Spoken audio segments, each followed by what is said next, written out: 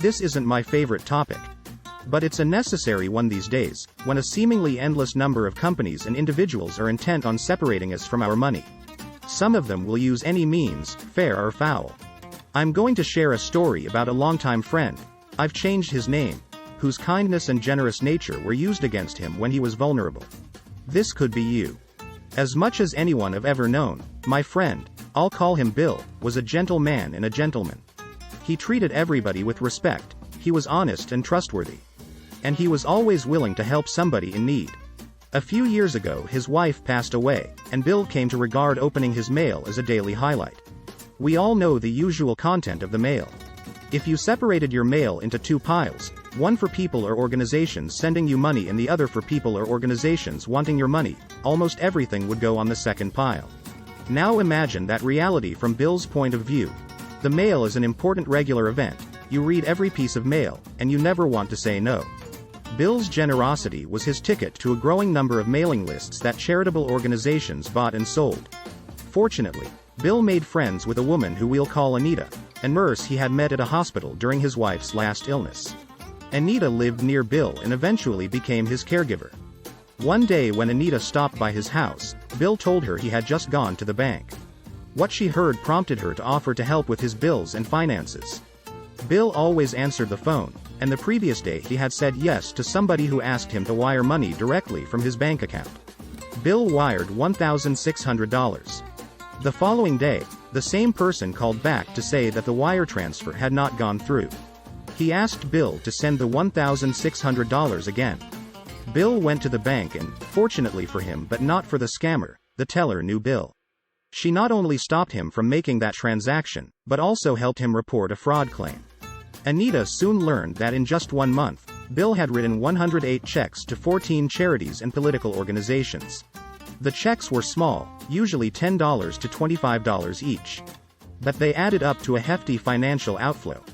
Then she found that Bill had somehow signed up for monthly withdrawals from his bank account for things like internet repair services, extended warranties on items he no longer owned, and undefined technical support.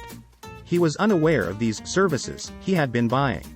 At his bank's suggestion, Bill closed his account, though he didn't want to because he had memorized the account number.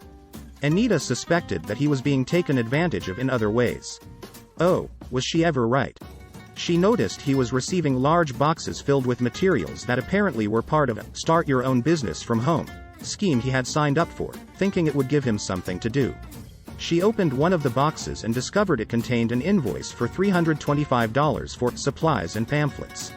The damage from that particular scam was much larger, as I discovered when I got involved.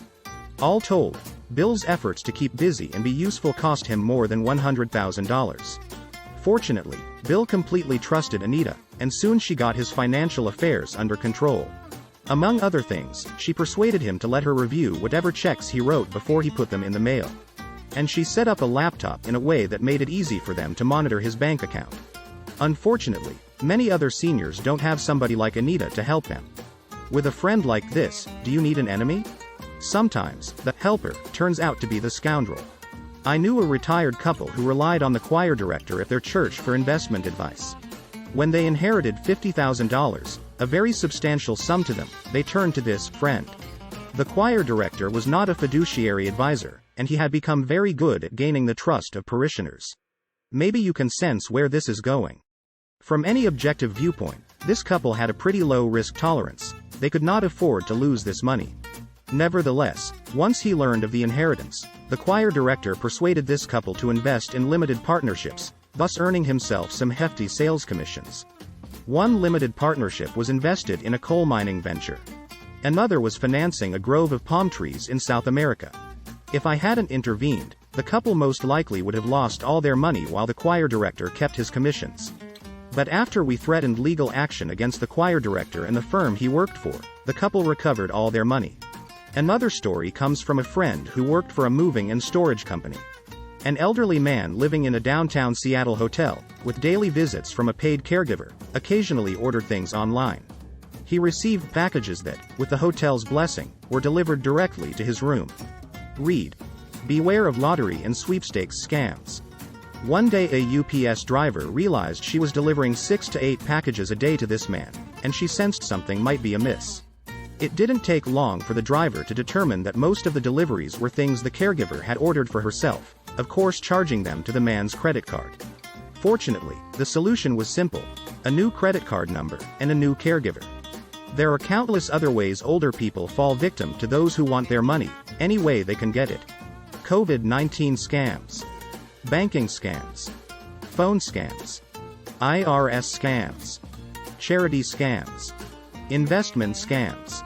Pyramid schemes. Read. Watch out for these holiday scams. The US government has created an excellent online resource to help identify these and more, and to protect yourself or somebody you care about. If you use email, you are a target.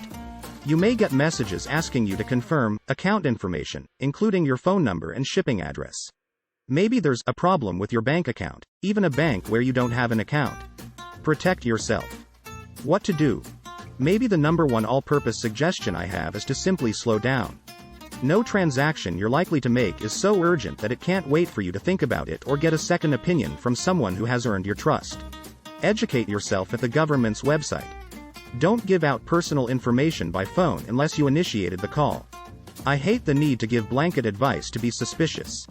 But as too many people have learned the hard way, that can be very good advice. In fact, that advice could save you more dollars than you care to think about.